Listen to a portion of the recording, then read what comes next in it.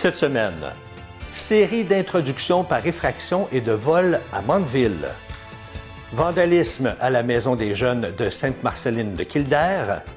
Et l'itinérance a augmenté de 50 % entre 2018 et 2022. Bonjour, ici Danny Bérubé. Bienvenue à vos actualités régionales.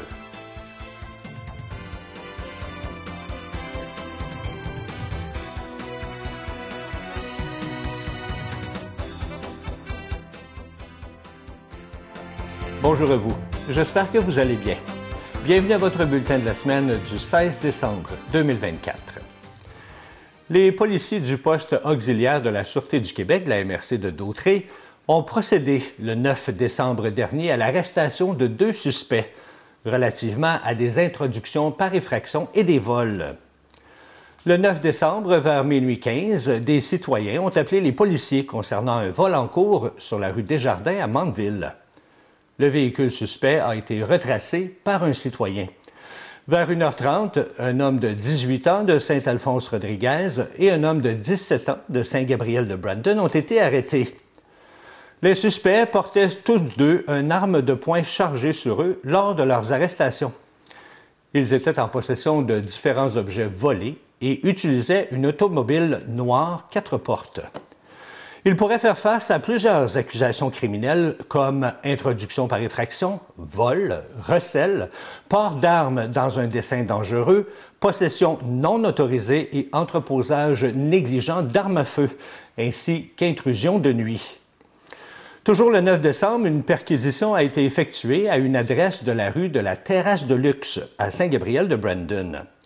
Divers objets ont été récupérés comme des outils, bidons d'essence, une batterie de véhicule et une vingtaine d'armes à feu, dont une à feu prohibée. Rappelons qu'au cours du dernier mois, plusieurs vols ont été commis à Mandeville. La Maison des Jeunes de Sainte-Marceline de Kildare a été victime de vandalisme et de vol dans la nuit du samedi 7 décembre au dimanche 8 décembre. Selon une publication Facebook, c'est une perte de plusieurs milliers de dollars. Parmi les objets volés se trouvent une télévision, un aspirateur, des consoles de jeux ainsi que des jeux vidéo. La Maison des Jeunes demande à la population de prêter attention et de contacter le coordonnateur au numéro affiché à l'écran si vous avez de l'information concernant cette infraction.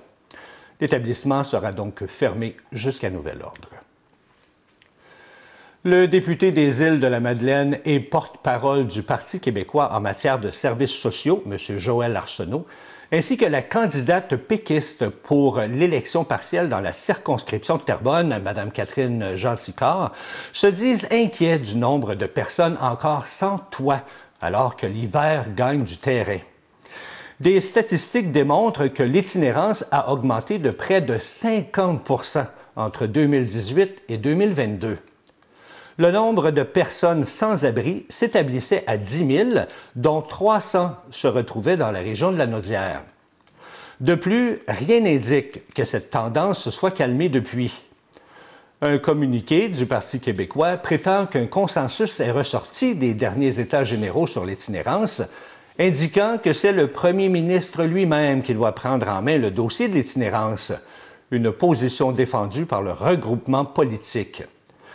Tandis que la période hivernale frappe à nos portes, eh bien, les péquistes rappellent que la multiplication des campements, en plus du débordement des ressources destinées à l'itinérance, invite à la mise en place de solutions durables pour loger et aider les personnes dans le besoin.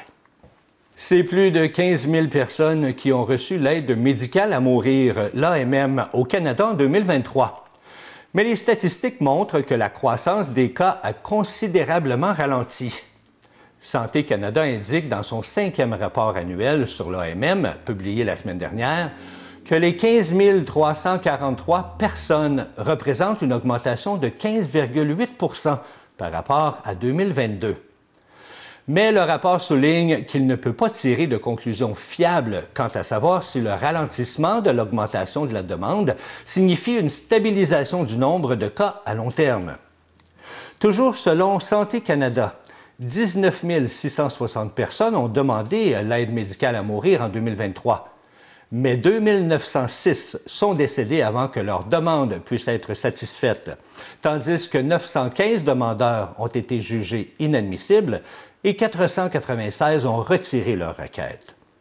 Le rapport indique également que la mort naturelle était raisonnablement prévisible chez environ 96 % des personnes qui ont reçu l'AMM, que l'âge médian des bénéficiaires était d'environ 78 ans et que le cancer était la condition médicale la plus fréquemment citée, soit dans 64 % des cas.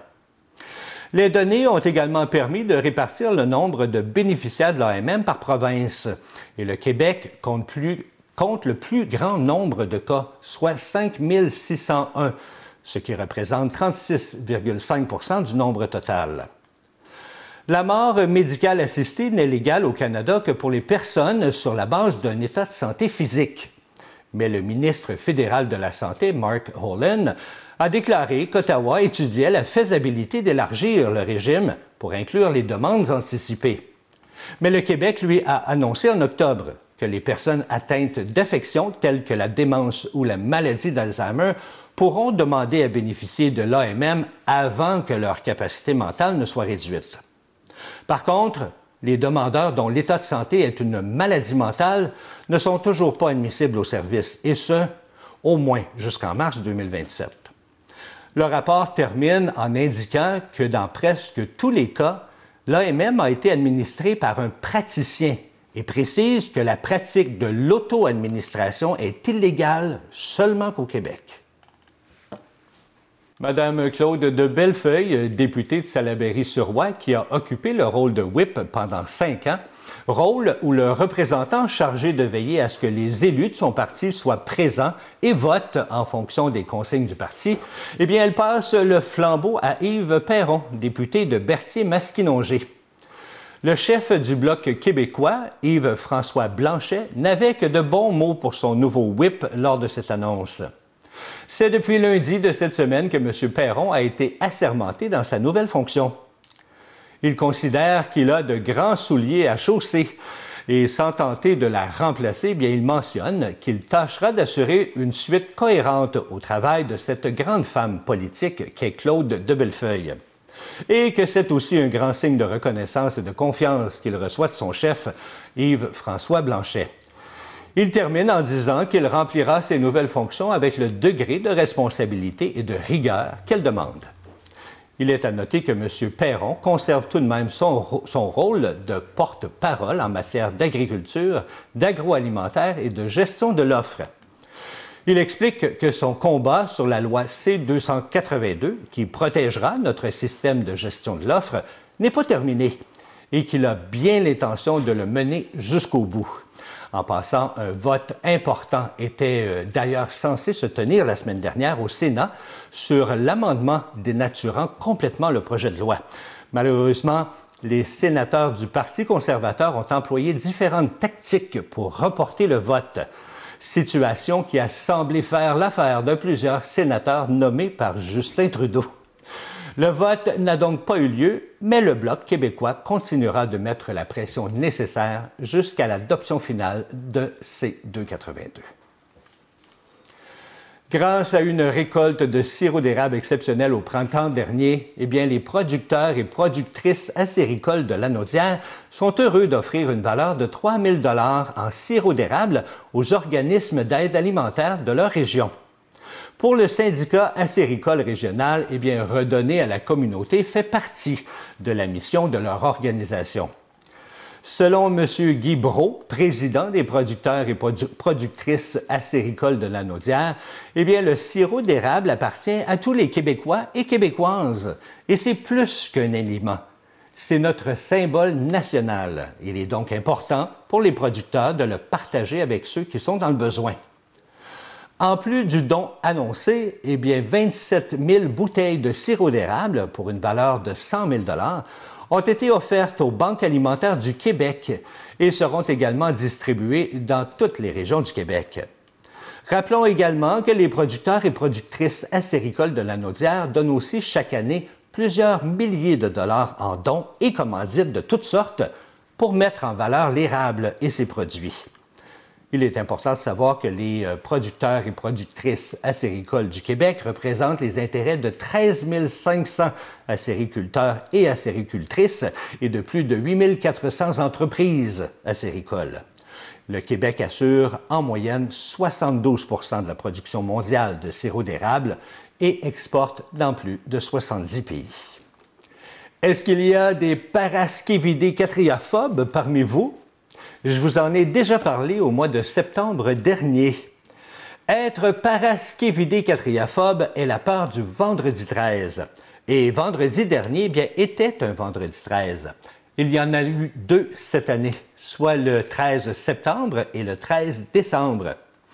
Pour votre information, eh bien, paraskevidécatriaphobe, ce son étymologie, est issu du grec, soit paraskevi pour vendredi, décatrèse pour 13 et bien sûr phobos qui signifie peur. Le vendredi 13, une superstition qui porte carrément malheur. Les pires calamités peuvent vous tomber dessus si en plus, cette journée-là, vous passez derrière une échelle en apercevant un chat noir. Eh bien, l'origine la plus répandue de cette superstition nous vient du christianisme. On fait porter sur les épaules de Judas Ascariote la désignation de jour maudit.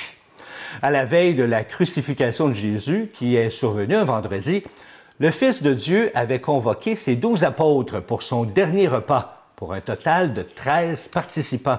Judas était désigné comme le 13e, celui qui est en trop, le traître qui a vendu Jésus au grand prêtre de Jérusalem. Eh bien, lors de mon bulletin du 16 septembre, je vous disais que des études ont cherché à mettre en évidence ces effets sur le comportement des gens. Une étude britannique suggère qu'il y a proportionnellement plus d'accidents de la route les vendredis 13, tandis qu'une étude néerlandaise suggère un comportement inverse. Les gens se montreraient plus prudents les vendredis 13 que les autres vendredis.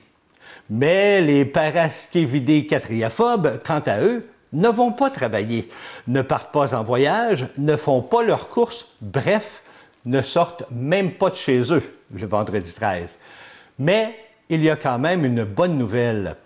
Pour ceux qui ne le savent pas encore, eh bien, une certaine tradition veut que si l'on mange des crêpes un vendredi 13, on n'aura pas de problème d'argent jusqu'au prochain vendredi 13.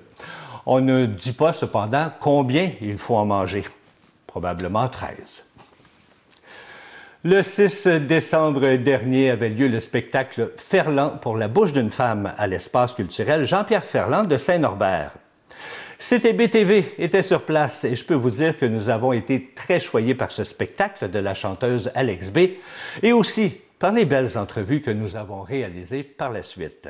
Alex B., amie de Jean-Pierre Ferland et de sa conjointe Julie-Anne Saumur depuis plusieurs années. Ancienne enseignante de chant et de piano, elle se consacre maintenant à sa plus grande passion, celui de chanter. Au profit de l'espace culturel Jean-Pierre Ferland, elle nous a transportés dans l'univers de Jean-Pierre pendant plus de 90 minutes. En plus de nous faire revivre ses chansons tant appréciées du public, elle a su nous conquérir par sa voix, sa douceur et son énergie. Un spectacle qui aujourd'hui fête ses 30 ans s'est amélioré au fil du temps. Pour cette soirée spéciale, elle était accompagnée de sa très bonne amie Nadine Turbide, qu'on connaît très bien pour avoir participé à de nombreux spectacles et d'émissions de télévision. C'était soir de première pour cette nouvelle tournée qui les amènera partout au Québec. Une chance que je t'ai du mal. Une chance comme ça. T'es mon amour, je suis ta maîtresse. T'es tout ce que je veux. T'es tout ce que j'ai voulu. T'es mon amour de la tête aux fesses. Et plus ça va, le plus je suis ton ami. Oh yes! Quelle vie d'orgie, quel monde de sexe, y a plus rien à l'index. Les hommes aux hommes, les femmes aux femmes, les hommes aux deux, les femmes aux trois. Quand je dirais go, mélangez-vous et puis swingez votre compagnie. J'ai eu le bonheur de m'entretenir avec Alex qui nous parle de cette nouvelle tournée de spectacle ainsi que son lien privilégié qu'elle avait avec Jean-Pierre Ferland. Par la suite, j'ai voulu également prendre des nouvelles de Nadine Turbide. Alex B., quel beau spectacle. Est-ce qu'on est contente? Ah oui, oui, oui. Et soulagée aussi. C'était une première avec Nadine, puis je savais qu'elle allait vraiment être incroyable, mais une fois le tout passé, là, je me dis, ah oui, on est en affaires. Là. C'est vraiment ma nouvelle partner pour ce spectacle-là, vraiment. Fait que là, on est parti en grande, là. Ça, c'était la première ce soir, mais là, on est parti en tournée, là. Exactement. On s'en va, on va aller à Québec, on va aller partout, là. L'Abitibi, dans l'ouest aussi de Montréal. Ça s'en vient, là. Les dates sortent tranquillement. Vous me suivrez. Je mets tout ça sur mon site. Okay. Alors, vous allez savoir là, ce qui arrive. Voilà. Ça, c'est un nouveau spectacle, ça, hein? Ça, c'est un spectacle qui a 30 ans, qui s'est amélioré au fil du temps. Maintenant, comme je disais, c'est la première fois avec Nadine parce que j'ai mon amie Valérie Bouchard qui travaillait avec moi, la pianiste. Elle est décédée l'année passée. Donc, en fait, la dernière fois qu'on a présenté cette formule de spectacle-là, il y a 3 ans, donc avec Valérie et avec Jean-Pierre. OK. Mais vous, ça fait longtemps que vous le connaissez, Jean-Pierre Ferland? Ça fait une dizaine d'années. À peu près. Ça fait 15 ans que je connais Juliane, puis ça fait peut-être une dizaine d'années là, que je me suis... que j'ai eu cet honneur de le rencontrer. Puis après ça, j'étais comme un petit peu... Je faisais partie de la bulle familiale. Tu sais, je faisais la blague tantôt parce qu'il disait ça quand j'allais le voir à l'hôpital ou au CHSLD. Il disait « C'est mon ami ». Il me présentait, puis il disait ça, puis ça me touchait tellement. Je me disais « Non, comment Jean-Pierre peut me présenter comme son ami ?» Il m'a apporté beaucoup. Il a apporté beaucoup plus que la musique. C'est un humain extraordinaire. C'est un homme drôle, pince sans rire, généreux. Il était souvent dans sa bulle, puis tout à coup, il se mettait à rire avec nous. C'était vraiment spécial. J'ai beaucoup, beaucoup aimé cet homme-là. Je l'aime encore, d'ailleurs. Oui, effectivement, on va l'aimer toujours, notre Jean-Pierre. Hein? Oui, oui, absolument. Nadine Turbide, bonsoir. Bonsoir. Quel excellent spectacle. Ben oui, merci, ça a bien été. Alex est tellement extraordinaire, puis les chansons de Jean-Pierre, c'est un bonheur de faire ce spectacle-là, de jouer ça, vraiment. On va en parler un petit peu plus tard avec Alex. Je pense que c'est la première d'une tournée. Oui, je pense qu'on lance l'aventure, là, oui. Puis allez-vous la suivre partout en tournée? Oui, oui, on fait ça ensemble, là, oui. Parce que ça fait quand même très longtemps que vous vous connaissez, vous deux, là. Oui, nous, ça fait environ 35 ans qu'on se connaît, déjà. Vous vous êtes connus étant très jeune? Non, plutôt à l'université. À l'université? De Montréal, oui. OK. Ouais. Puis là, vous, quand même, ça fait quoi, 35 ans dans le métier? Oui, ça a commencé en même temps, là. Je suis dans ma vingtaine, là, c'est ça, oui. OK. Ouais. Mais comment vous faites pour trouver du temps pour suivre Alex? Parce que vous êtes occupé là, par-dessus la tête. Ah on fait ça. En fait, on accommode nos horaires, là. Tu sais, tout le monde est accommodant, là, donc c'est ça. C'est le début, là. La tournée va commencer un petit peu plus l'an prochain, à l'automne prochain, je pense. Il y a quelques dates qui s'en viennent, mais...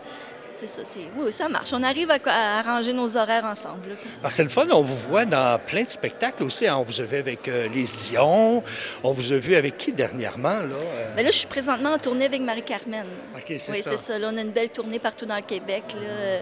Fait je fais ça avec beaucoup de bonheur aussi. Là. Puis en plus, vous êtes à la radio. Puis je fais la radio les jeudis, oui. Les jeudis à Radio-Canada. L'émission, c'est? À la semaine prochaine, oui. À la semaine prochaine? On enregistre le jeudi, mais c'est diffusé le samedi matin à 11h. Et le dimanche en reprise à 4h. Et vous m'aviez dit, ça faisait longtemps que vous faisiez ça, là, je pense. Hein? Oui, moi, je pense que c'est ma 11e année, là.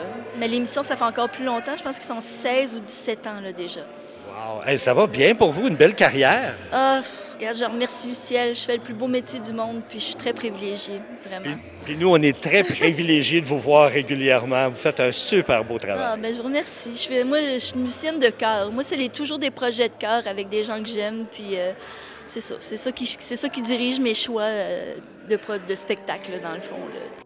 Malgré la douleur qu'elle éprouve par la perte de son conjoint, Juliane Saumur ne pouvait pas manquer le spectacle de son ami Alex. D'une générosité extrême, elle m'a permis à la fin du spectacle de m'entretenir avec elle quelques instants.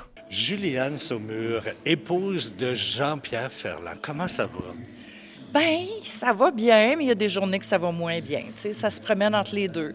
Mais ça va mieux qu'il y a 6 mois. Et ça se place, mais je pense que ça va prendre beaucoup de temps.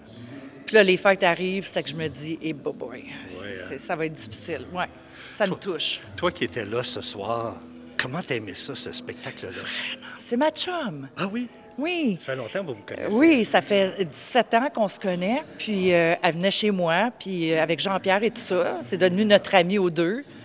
Tu sais, je l'ai rencontrée dans un club med, je chantais. Puis elle était avec son chum qui faisait la batterie et tout ça. Fait que on est devenus amis. Puis là, ben le gars là, qui était là puis qui m'a engagée, tu sais, c'était le chef d'orchestre. Puis lui, il a décidé à un moment donné, il dit, ben là, il y a une autre chanteuse qui s'en vient parce que moi, j'avais un spectacle avec Jean-Pierre. OK. Fait que je pouvais pas rester pour les 2 semaines et demie. Fallait que je revienne. Fait que là, il a engagé une autre chanteuse. La chanteuse a pris ma chambre, puis ils m'ont pitché dans la chambre d'Alex. Ah oui, c'est comme ça que tu l'as rencontré? Oui. Wow! Fait que là, ben, j'ai dormi. Il y avait 6 lits dans cette chambre-là. Ça n'avait pas de bon sens. Et vous étiez juste 2? Non, il y avait OK. son chum aussi, mais on était 3. OK. Tu sais, c'est que j'ai couché dans sa chambre, puis là, on allait manger ensemble tous les jours, puis tout. Puis c'est devenu ma meilleure amie, sincèrement, là. Puis comment est-ce qu'on s'est senti d'entendre les super belles chansons de Jean-Pierre? C'était émotif. Émotif. Tu sais, qu'est-ce que ça peut bien faire? En dernier, bien, une chance qu'on ça m'a pogné, là. Tu sais, mais il y en a beaucoup d'autres là, qu'elle a chanté, puis que... Tu sais, moi, j'ai vu un autre spectacle de elle. Elle chantait d'autres chansons, puis pas tout ce qu'elle a fait aujourd'hui. Puis il y a des chansons que j'étais comme « Wow! » Elle a été choisie dans son répertoire, une chanson plus vieille. Puis c'était beau. C'était beau. Elle est bonne interprète, hein? Très, très bonne. Oui. Ouais. Très belle soirée. Mais toi, en tant que chanteuse, as-tu recommencé à chanter? Est-ce que tu chantes? Plus ou moins. Je suis pas prête encore. Pas prête? Je suis pas prête à faire un spectacle. Je suis pas... j'ai trop encore de... Je suis sensible encore. Je suis pas prête à faire ça.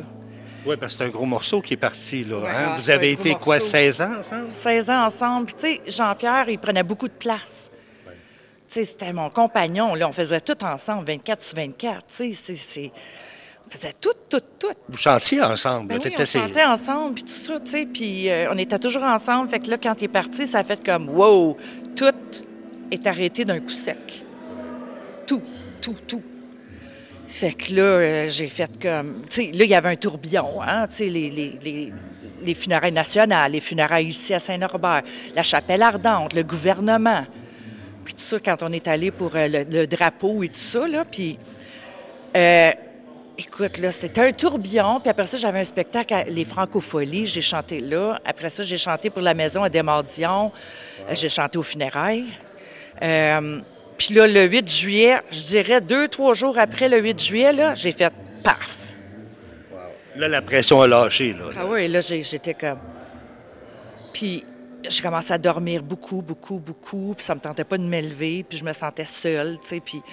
Ah, mon Dieu, que c'était difficile. Puis c'est encore difficile, là. Un jour à la fois, Juliane. Hein? Ah, je l'aime tellement, ce gars-là. Il me manque tellement. Quel... On va se revoir un jour. Oui, on va se revoir un jour. On va tous se revoir un jour. Écoute, je te remercie infiniment d'avoir pris du temps pour me jaser un petit peu. Ça m'a fait plaisir, mon cher. La municipalité de Radun a récemment procédé au dévoilement de la 2e édition d'une exposition des plus magiques, l'illumination des sapins du monde. Afin d'embellir l'artère principale qu'est la rue Queen et mettre en lumière tout le multiculturalisme de Radun, eh bien, l'exposition, unique en son genre, de 9 sapins, sont illuminés et décorés selon les coutumes de différents pays, soit la Suisse, le Pérou, la Pologne, la France, l'Italie, la Belgique, ainsi que les Philippines et la Croatie. Chaque sapin témoigne de tradition et de savoir-faire d'ailleurs. Cette exposition qui se poursuivra tout l'hiver est une occasion de rêver, de découvrir les commerces locaux et de faire durer la magie des fêtes.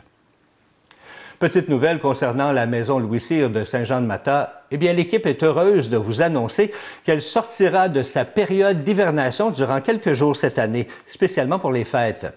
Le musée de Saint-Jean-de-Matha accueillera donc les visiteurs les 27, 28 et 29 décembre 2024 de 10h30 à 16h30. On vous propose donc une activité agréable et sympathique à faire en famille ou entre amis entre Noël et le jour de l'an.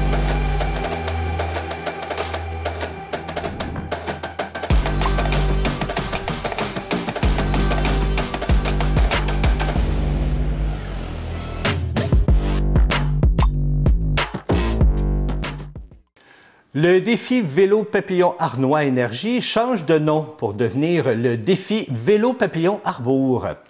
Cet événement incontournable de la région lanaudoise est organisé au profit du camp Papillon. Vient d'annoncer la semaine dernière un nouveau partenariat stratégique avec les entreprises Christian Arbour, qui devient le commanditaire en titre de l'événement pour les 3 prochaines années. Ce partenariat vient solidifier l'engagement d'Arbour envers le camp Papillon, auquel l'entreprise contribue déjà grandement. Depuis plusieurs années, les entreprises Christian Arbour jouent un rôle clé dans l'entretien et l'amélioration des infrastructures du camp Papillon, notamment grâce à la grande corvée annuelle qui mobilise employés et bénévoles. En s'associant maintenant au défi Vélo Papillon, Arbour réaffirme son engagement envers cette cause et étend son soutien. Selon M. Christian Arbour, président de l'entreprise, cet événement rassembleur permet non seulement de financer des séjours d'été et des répits de fin de semaine pour les campeurs, mais aussi de célébrer l'inclusion et la solidarité. Les entreprises de Christian Arbour sont honorées de contribuer à cet impact positif pour les familles. Rappelons que le camp Papillon est un des plus importants camps de vacances adaptés en Amérique du Nord et a accueilli depuis son ouverture en 1938 plus de 100 000 jeunes vivant avec un handicap physique et ou intellectuel. Il a pour mission d'offrir à ces jeunes la possibilité de participer à la vie de plein air lors d'un séjour inoubliable dans un environnement enchanteur, sécuritaire et surtout adapté à leurs besoins. Des activités stimulantes sont au programme et contribuent à l'épanouissement de chacun. Et les entreprises Christian Arbour, quant à elles, œuvrent dans le domaine de la construction depuis 1986. Malheureusement, encore une fois, les Loups ont perdu leur dernier match contre les Mustangs à l'Arena Marcel Larocque de Saint-Jean-sur-Richelieu samedi dernier, le 14 décembre. Les Mustangs ont remporté la partie 5-2. Les Loups avaient bien commencé la partie en comptant 2 buts lors de la première période contre 0 pour les Mustangs. Les 2 buts ont été comptés par le numéro 5, Jérémy Désilet, et le numéro 63, Samy Hudon-Rousseau. Mais dans la deuxième période, les Mustangs ont remonté la pente rapidement avec 4 buts contre 0 pour les Loups et ils ont marqué un dernier but en troisième période pour terminer la partie 5-2 contre les Loups. La prochaine partie des Loups aura lieu jeudi, juste avant Noël, soit le dimanche 22 décembre à 15h, ici à l'Arena Family Prix de Saint-Gabriel. Voilà, c'est ce qui complète vos actualités régionales. Si vous avez été témoin de nouvelles, alors faites-nous le savoir en nous écrivant ici à CTB-TV. Cette semaine, ne manquez pas l'émission Une voix pour ta voix. C'est la dernière émission de la série et on termine ça avec une surprise à la fin de l'émission. Vous ne voulez surtout pas manquer ça. Et moi, je vous souhaite de très belles vacances parce que le bulletin va s'arrêter pour 2 semaines et on vous retrouve dans la semaine du 6 janvier. D'ici là, bonne fin de semaine, bonnes vacances des fêtes et c'était Danny Bérubé pour vos actualités régionales. Bye bye tout le monde.